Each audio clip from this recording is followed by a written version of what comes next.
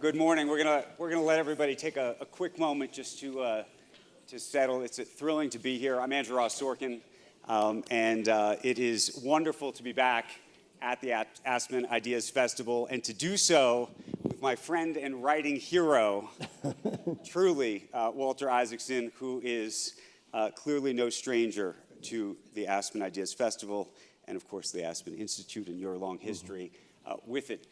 What we're going to do over the next 45 minutes is have a conversation about curious minds, about what makes a great leader, about all of the various people that Walter has spent time with personally studying when he's not been able to be with them alive, and try to understand a little bit about what makes those people tick, what made them great, what maybe made them not so great, and to try to contextualize where we are in our own history. At some point, I do want to have a little bit of a conversation about Benjamin Franklin, one of our founding fathers, who spent some time with the Constitution, and I imagine may have some interesting, or would have had some interesting views about where we are right now. To put a little bit of context around Walter, and he really needs no introduction, but let me just say, in terms of books, Kissinger, Benjamin Franklin, Einstein, Steve Jobs. Of course, he wrote The Innovators, which was a collection about so many of them. And then, of course, Leonardo da Vinci, Code Breakers with Jennifer Doudna. And he is now, of course, working on a book, if you don't know it already, about Elon Musk. Welcome, Walter Isaacson. Thank you, Andrew. And in terms of hero worship, back at you.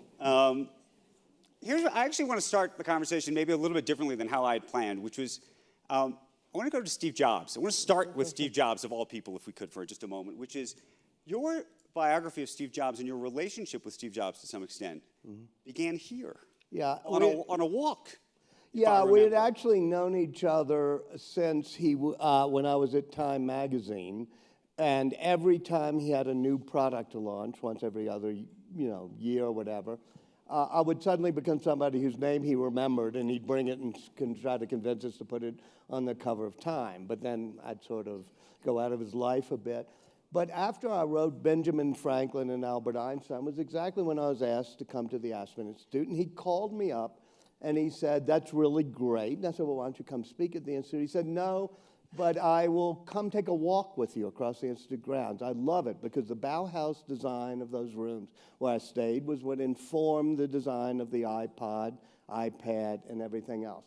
I think they lived in the Sardi house some of you know what it is, right on Main Street, not far from. So we walked from there to here, to the Pepka building, and that's the way he liked to have conversations, was to go on a walk with you.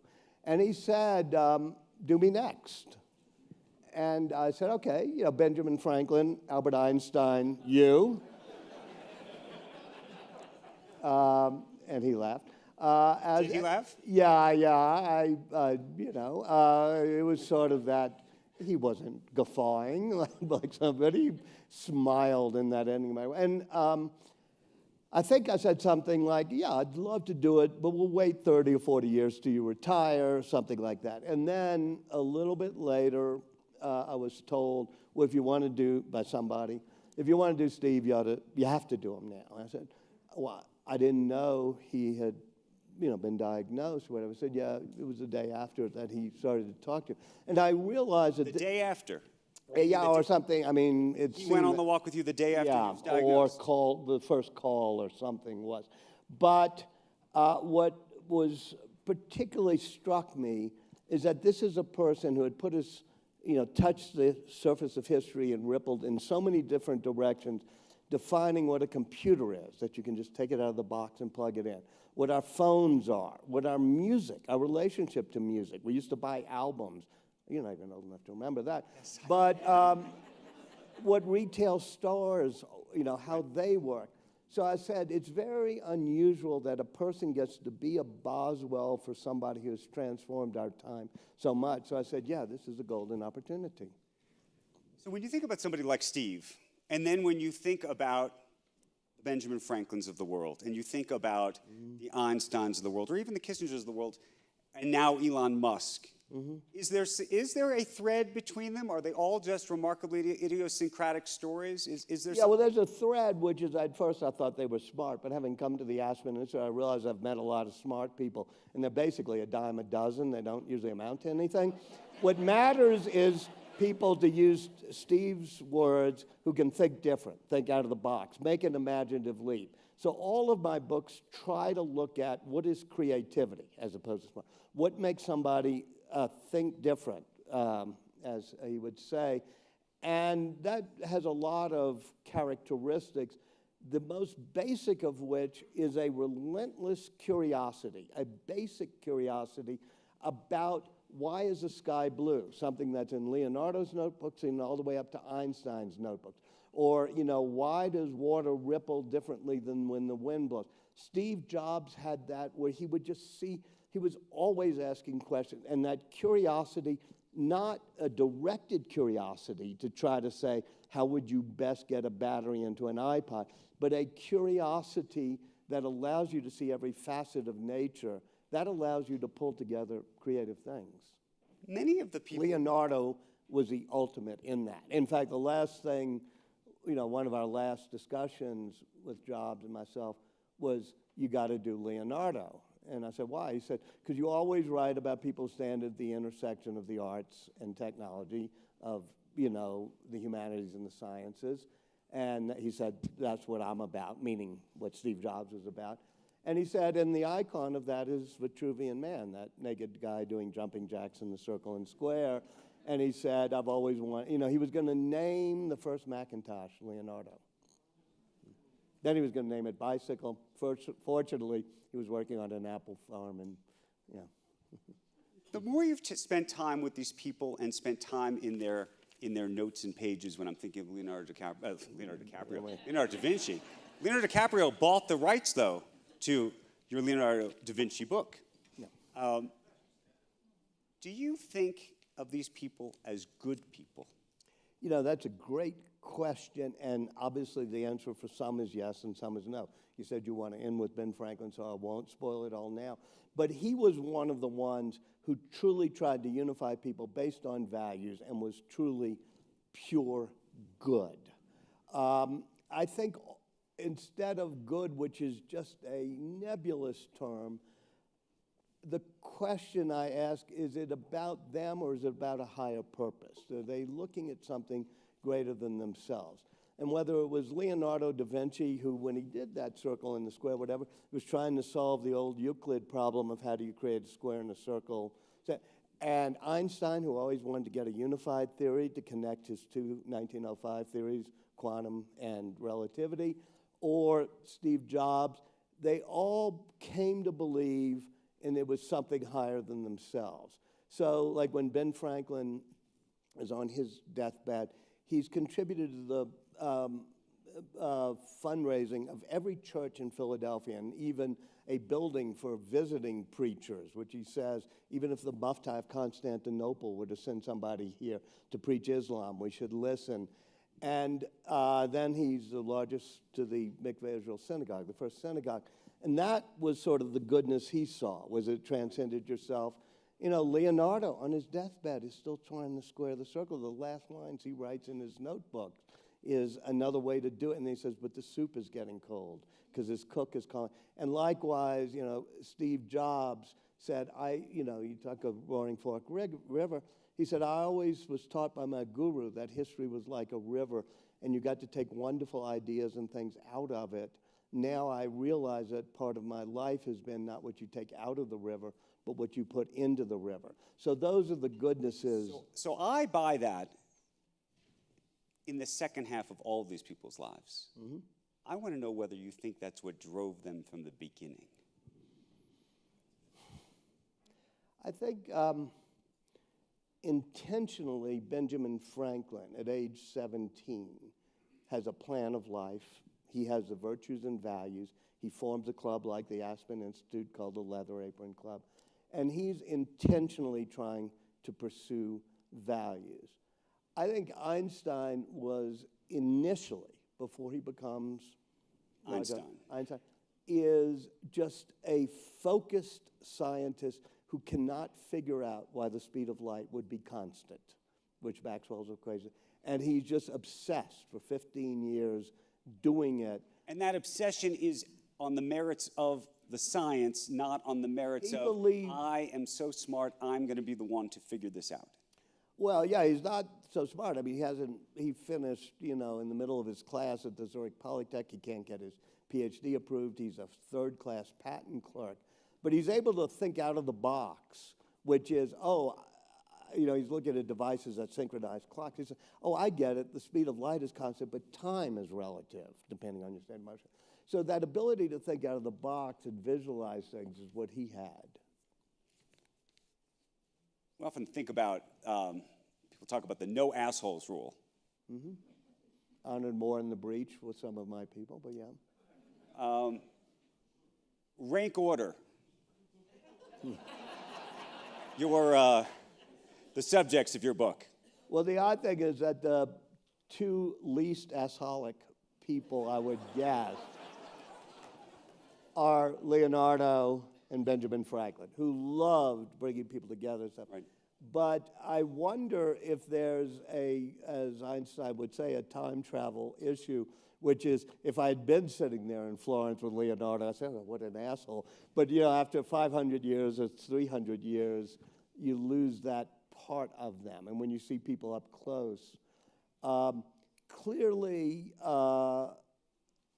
there was a rough edge to a lot of great innovators, right. Steve Jobs amongst them, and obviously Musk amongst them, that partly come, and Steve expressed this well, but so has Elon, that it's easy to have empathy for the person in front of you. And it's always you want to put on a velvet glove, as Jobs said, and be so kind. And you think that that's the definition of kindness or not being an asshole.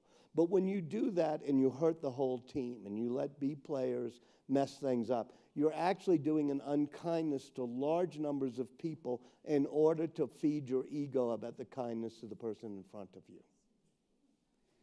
So explain this. One of the things that is fascinating, and I want to get into Elon Musk in just a moment, but when you think about a lot of these creators and inventors, for them to succeed, we oftentimes think of them as very, very singular operators. Right. But in truth, most of them actually were not. Yeah. Or at least some of them were not.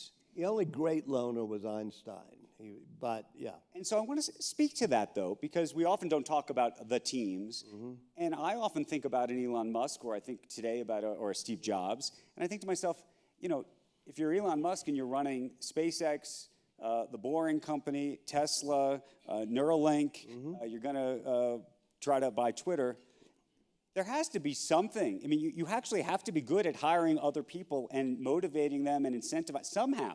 Yeah, you have a even if it doesn't look like that from the outside. A neural network for figuring out who's going to work together. Well, you and my wife, Kathy, and maybe my late father, the only three people who read The Innovators, a book I wrote, which basically the theme was that creativity is a team sport, that, innovation's a collaborative effort. And it came because when Steve Jobs was, in his last year, and I was with him in Palo Alto, I said, what was the greatest product you ever did? I thought he'd say the iPhone or the Mac. He said, no, creating products is hard, but what's really hard is creating teams that'll create good products. And he was very good, despite his toughness, at knowing that it was all collaborative. Is Andy here, Andy Cunningham? No, I saw around campus.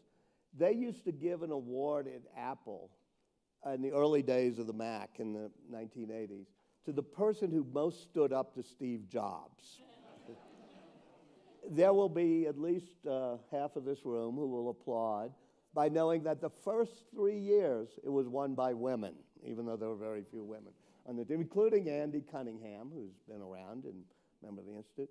And not only that, the cool thing is, when Steve Jobs found out this thing, Deb Coleman, Andy Cunningham, and the woman Joanna, who's in the movie, I can't remember her last name, she's one of the heroines, all three get promoted.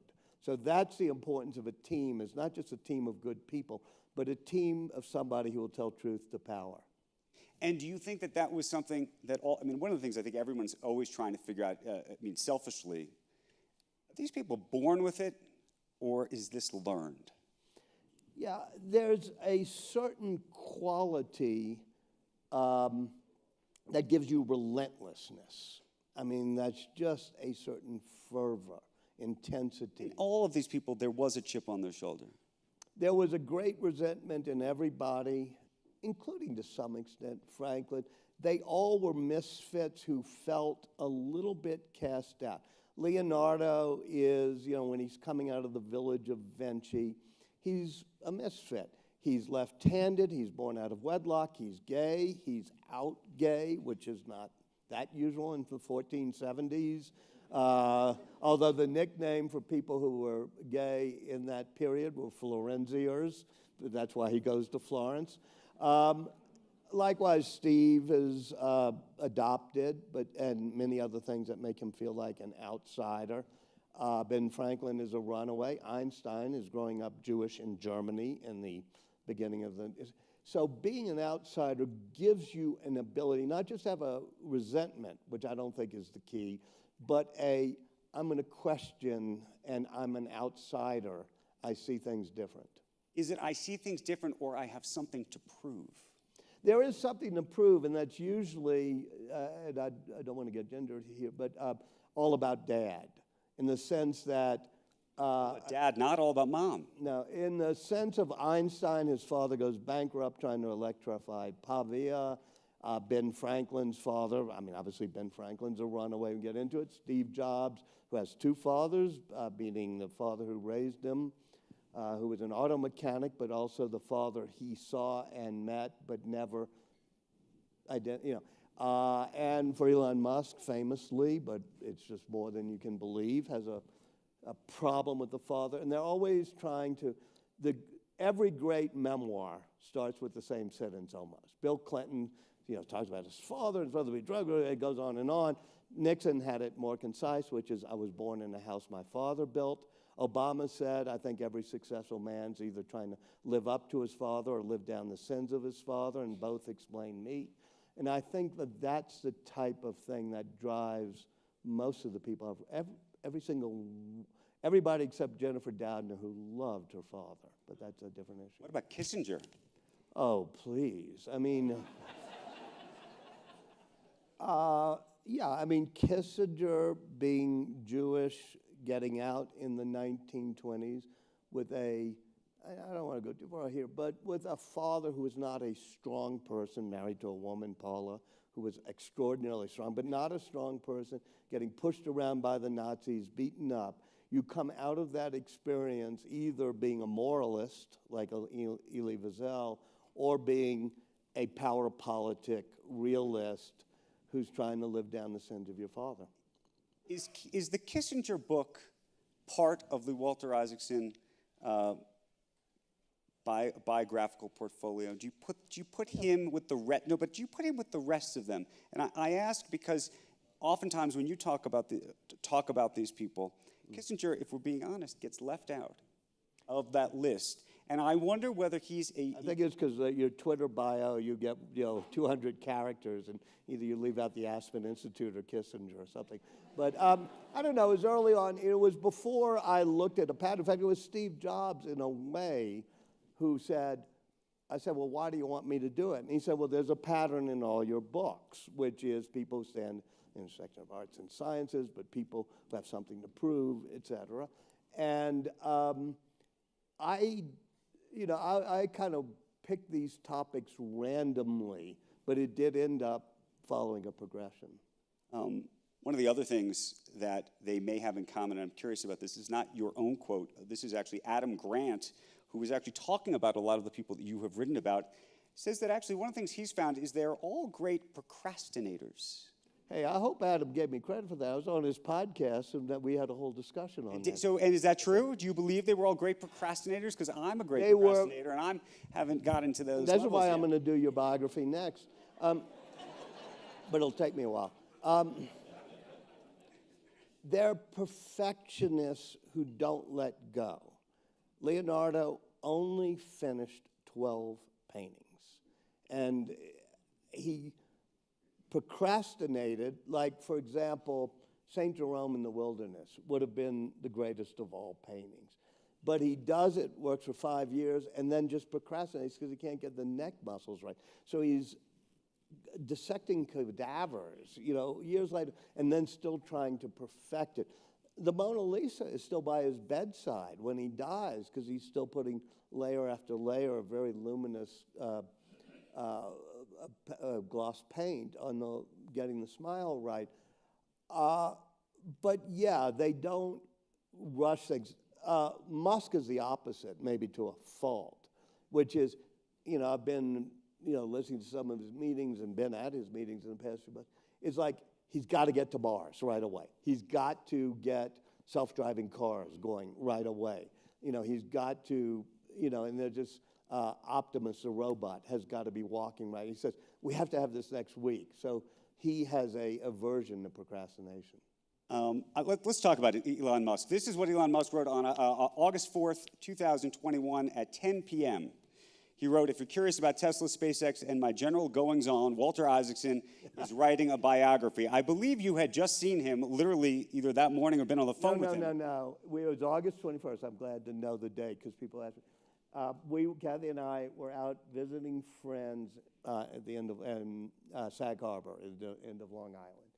And Antonio Gracias, who is a board member of this institute, very close to Musk, early investor. I had met Musk on panels like this.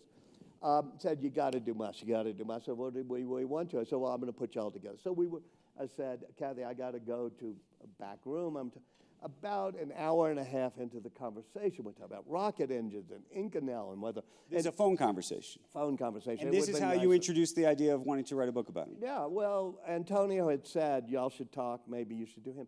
And he kept saying, here's, and he was obviously eager and said, I'll let you in all the meetings. I said, we have to have no deal, but, all these things, but you can be by my side, you can be in the meetings, I'll give you my emails, etc. And then he says to me... I'll give you my emails. Yeah, I mean, his memos and emails. Okay. Yeah, and then he says to me, so do you think you want to do it? And I'm on the phone there, I can just visualize, just sitting there in this guest room. And I said, well, yeah, this sounds right. He said, do you mind if I tell people? I said, well, no problem. And I go back, we end the conversation, and I'm going back to find, and all of a sudden, text messages are going like this. I'm like, what the hell just happened? And it was 10 p.m., really? 10 p.m., August 4th, 2021. August 4th, yeah. That was that weekend. 10 p.m. doesn't sound right, but yeah. My memory is it was late afternoon, but yeah. Maybe it was East Coast or Mountain Time on our Twitter feed when we were looking through that. It was evening. Okay, sorry, I'm wrong. Elon and Kathy are right. Take us inside this process. You're in the midst now of reporting this book. How much access do you get to Elon Musk? How much time are you spending with him personally? What is it like?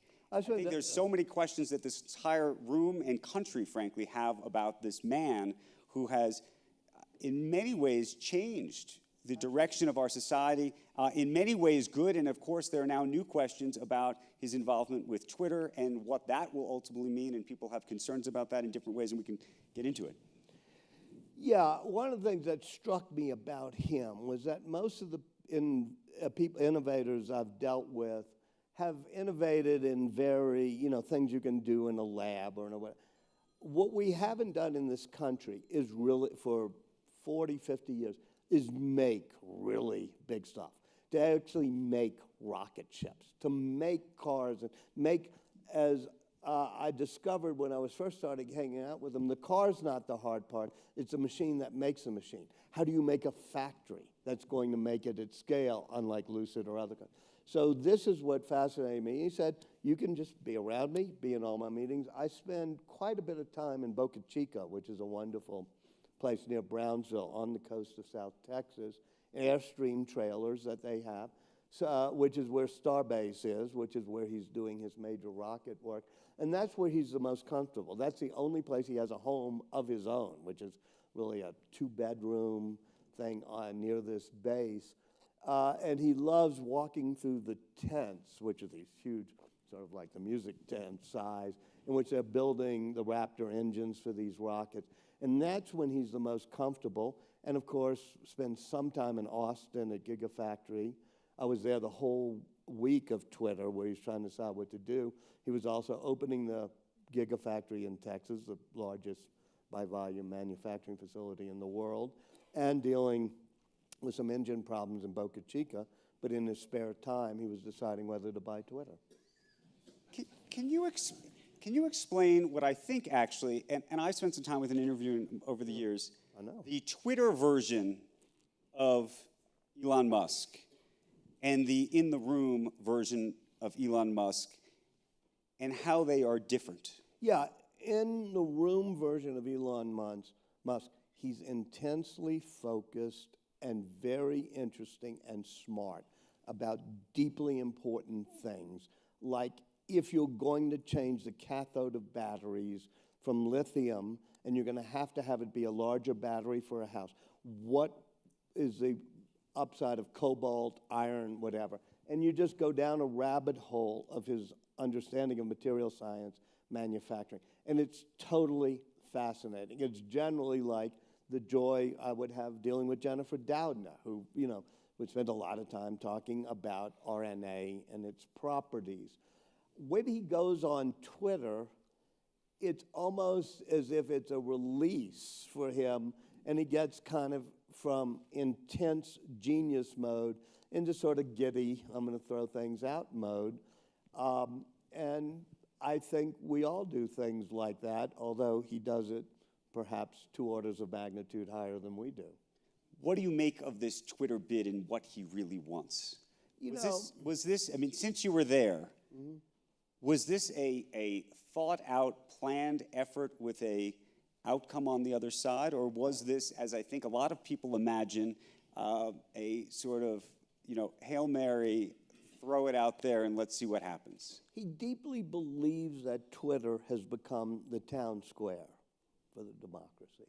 And he started in January because he had sold, as you know, probably better than even I do, the options that he had to have vested in the amount he had to sell for the taxes and how that. Anyway, he ends up with, I think, about $11 billion. And I'm not revealing, unfortunately for you, anything that's not been in SEC filings. And he has that cash, and he says, what is the product I care most about? Because he's never invested in outside companies. So what product do I really care about? And as he's thinking about it, he's tweeting, and he says, oh, I get it, Twitter. Twitter is very important. It's a town square. It has lost its way, not just, the politics is not as much as you would expect. The business model and the whole, what Twitter could be if it adapted some things from the Chinese type of social media or as a payments platform or as a TikTok platform. He has all these ideas of how to expand the business model of it. And so he just said, I want to do it. Now you're asking, did he call in 20 bankers from Goldman Sachs and 20 lawyers and have 20 days of discussions about whether or not to do it? No, he sort of said, okay, I can see the picture, and he did it. What did he say to you, what do you think? Was this, because just all of a sudden just happened. Yeah, I said to him, I'm not an advisor, I'm Boswell, not Dr. Johnson, but at dinners with people and his brothers there or whatever, I would say, explain to me why you're doing it. And the explanation is pretty much what. Do you think he understands issues, or you've spent your whole life as a journalist, or much of your life as a journalist and writer and thinker about society and democracy. Mm-hmm. He is clearly a high-level thinker when it comes to the mechanics of building machines. We've seen that. Right. Do you think that he understands the complicated nature of free speech, democracy, and the implications of social media at the same level that he does when it comes to running a company like Tesla? Well, no, his understanding of rocket science manuals or battery manuals is obviously far surpasses almost anybody you meet, which is, that's not true of, say, his understanding of Enlightenment philosophers of, John Stuart Mill and John Locke and democracy. He does have a good intuitive sense that, as he said, democracy requires a broad array of speech. I think in our conversations, it's like, okay, do you think the biggest problem in this world is that we don't have people on the extremes speaking loudly enough? And, and then he gets into something I think is correct, and Eric Schmidt talked about it yesterday, which is, will the algorithms amplify the divisiveness? And so you could make a social media that wasn't as toxic. But if you're asking, has he drilled down into the level of political philosophy?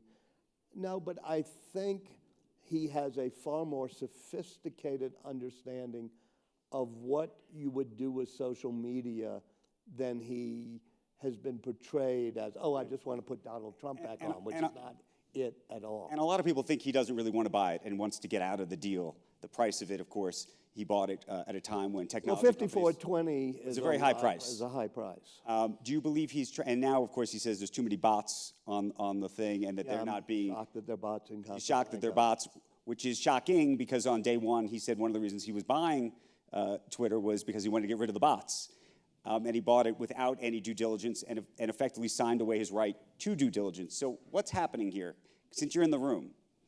Well, I don't have great inside information that you can immediately, with the markets open right now, trade on. I do think that he has been asking Twitter for the raw information necessary to figure out to what extent these are monetizable users, not just bots, but people you can monetize. And he would say, I didn't do due diligence, but it was 5% is what was filed in their filings. And so maybe if that's not the case, this changes things. Likewise, he has to get the financing in order.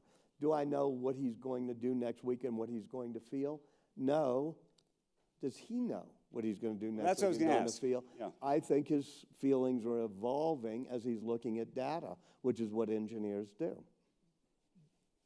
What do you think happens? I wake up at different mornings thinking different things. I don't see why anybody would think that $54.20 is a price right now. I don't know why the Twitter board's going to say, well, then have it at a cheaper price. So I don't know how the movie ends. I want to open up to questions in just a moment, but I want to ask you one more question about Elon Musk, and then I want to talk for a moment about Benjamin Franklin as a founding father of the Constitution and this Roe decision that everybody's been talking about here for the last 3 days. Politically, this is an Elon Musk political question. Uniquely, as somebody who spent the last decade, if not more, of his life and career building Tesla and talking about climate change, it seemed like he would have been a natural ally for the Democrats and the Democratic Party. Uniquely, in the past 2 years, he has moved defiantly to the right. Mm-hmm. Can you explain that? Well, he obviously was a big supporter of Obama, raised money for Obama, voted for Hillary, supported Hillary, just never voted for Trump. I think that in his mind, the Democrats, and Joe Biden in particular, have gone out of the way to make fun of him. Yes. What's it called? Despite him. Yeah, diss him or whatever. And I think he rankled when there's a summit of EV makers at the White House, and he is the only company in America making EVs, and they're made in America, and he's not invited. And Joe Biden says, Mary Barra of General Motors, thank you for leading us into the EV future. And I don't think, or actually I can say I know, that did not please Elon Musk. I think there are multiple other things that he has said, including he feels, that Democrats have become somewhat captive of what, and these are his words, the woke mind virus, etc. And I think he's variable. I think there are times we've had conversations in which he says, we need to have the center hold again America. This will get us to Ben Franklin. We need to have a PAC that'll be for moderates. I want to start a PAC that'll help moderates in both parties. And I think like I'd say 90% of people in this room and 100% of us on stage, he gets annoyed at times and then says something. Do you think he'll switch back if the party's I think that he's an engineer at heart, and that sometimes he gets in his politics ahead of the engineering data, but he will look at data. Here's the interesting thing. Many people I know in that realm, and you're the expert of people in that realm, calculate what's in their self-interest, their business interest, and their financial interest when they decide what to do. None of what he is doing is he doing because it will help Tesla, it will help his pocketbook or whatever. I think that he is looking at data of a deeply fractured America, and at some point he will say... so he's not an opportunist. To leave California and go to Texas at lower taxes? Wait, now, with all due respect to all of our friends here who are from California, there is no way you can build a battery factory in California now. There's no way you could have built Texas Gigafactory in California now. It is every moment in the Fremont factory in California, there are different state commissions trying to figure out this, that, and the other. And so one of the, I guess I said none of it is business-oriented, one of the things is, it is very hard for him. He said, what America most needs now is to be able to make things. There are places where you can make things, and there are places where you can't. Let's talk about Benjamin Franklin to close out our conversation this morning. If Benjamin Franklin were alive today, what would he be thinking about what's happened over the last week? Benjamin Franklin had a wonderful line at the Constitutional Convention when he said, he wasn't sure it was perfect. And he said, we each have to give a little from one side and a little give to the other to find the common ground, to make a joint that'll hold together for centuries. And his point was that compromisers may not make great heroes, but they do make great democracies. So he was always trying to find the common values, like an Aspen Institute seminar would, of saying, okay, let's start with the common values and see where we can get to. I suspect, and he believed this all the time, but I suspect it's even true today, despite all you read, that 70%, he didn't put numbers on it, but he said a majority of Americans, if you put them together, will have a overlap on a majority of their values and be able to find the policies that find the common ground. He would be appalled at gerrymandering, and he would pronounce it correctly like I did, because Albert Gary was a fellow member of the Constitutional Convention, and it was Albert Gary's district in Massachusetts that gives the name to gerrymandering. And he was against that. Learn something new every day. Yeah, and he would say, everything we do, every morning, we have to try to still the torment in society and bring us together. He had a trick, Ben Franklin, he always had a trick. But he had a cane, and the cane was hollow, and he put oil in it. And when there was turbulence on a pond, as they were walking around the Schuylkill River, that little pond, and things, he'd say, it's our job to calm the troubled waters. And he'd move his cane over it, and a little button, a little bit of oil would come out, and all of a sudden it would become calm. I think he would want to try that trick today. He famously, apparently, wrote a recipe, what he called a math equation, for women to abort children. Yeah. Abortion, and actually, I want to give you credit, because that's not in my book, and you told me that this morning. I went, okay, I don't, because he did have in Poor Richard's Almanac and in many other things, recipes for many, many things you need to do. And so I think that comes out of one of them. And, being an almanac writer, you got to fill a lot of pages every year. So he was always doing these things. But so you don't think that was a particular... No, I do, because I spoke with a woman named Carissa Hagelberg this morning, who's written a book on the history of abortion in America.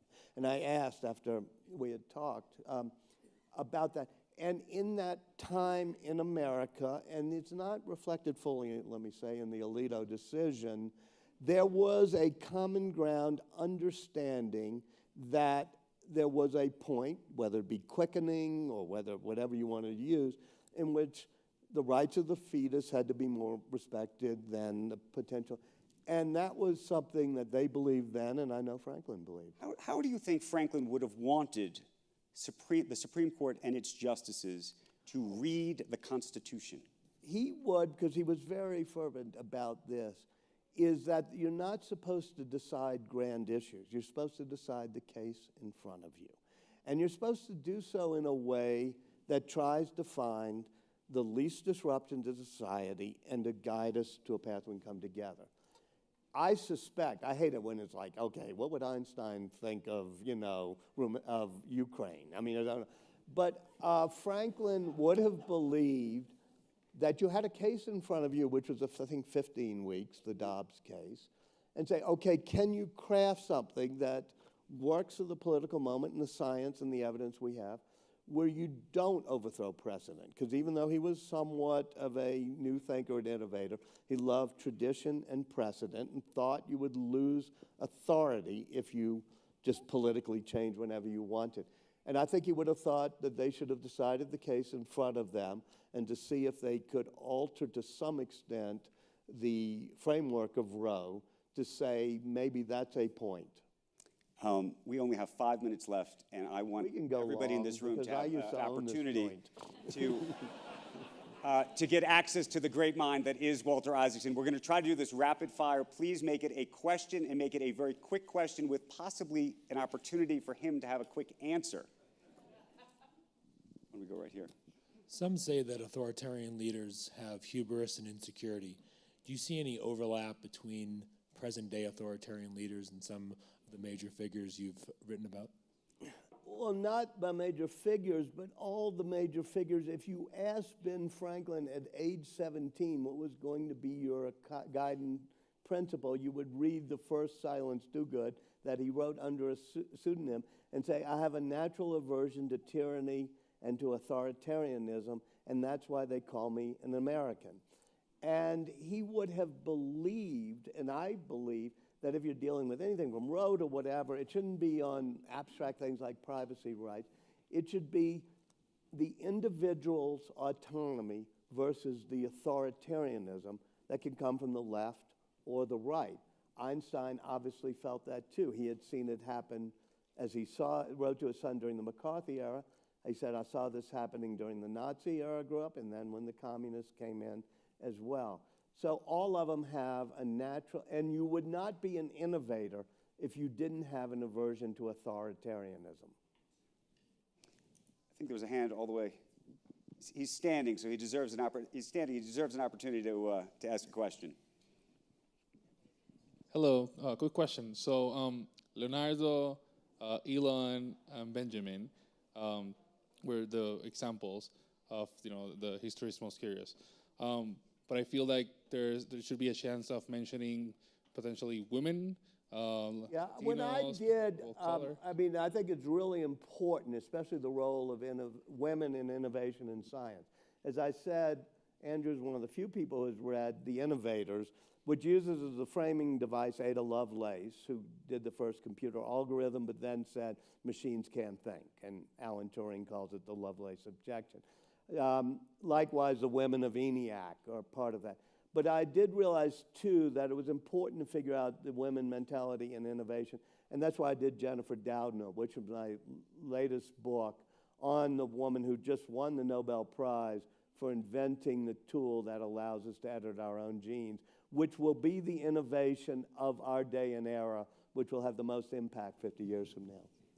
We have a question here, and then we're going to try to come down here and sneak 2 more questions in. Real quick, I just want to say thank you for the presentation. You brought up a lot of interesting points. One I didn't catch was you mentioned a rough edge to a leader and when they come about creating a team. Can you speak a little bit more on that?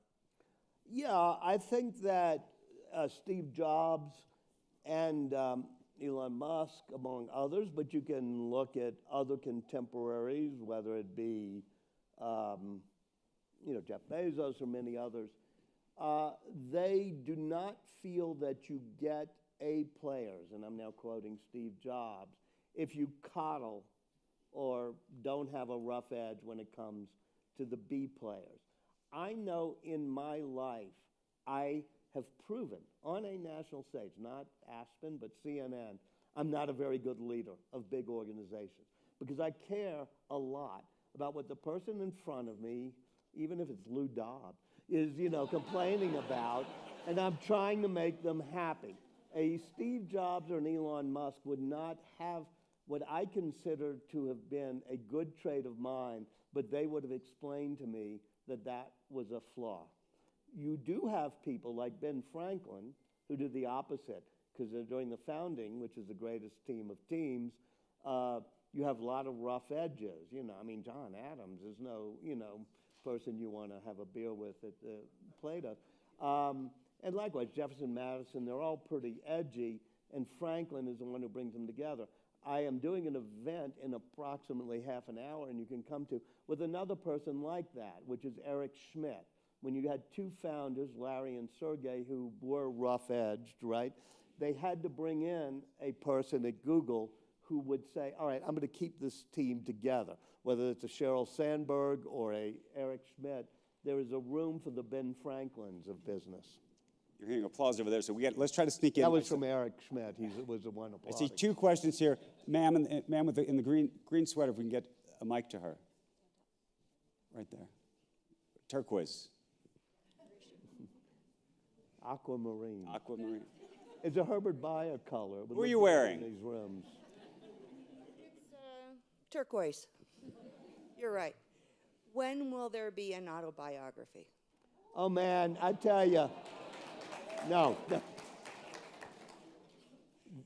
As Boswell would have taught, there are those of us who write about people in the arena. Amazingly, I've done that my whole life, whether Time Magazine, amazingly interesting people.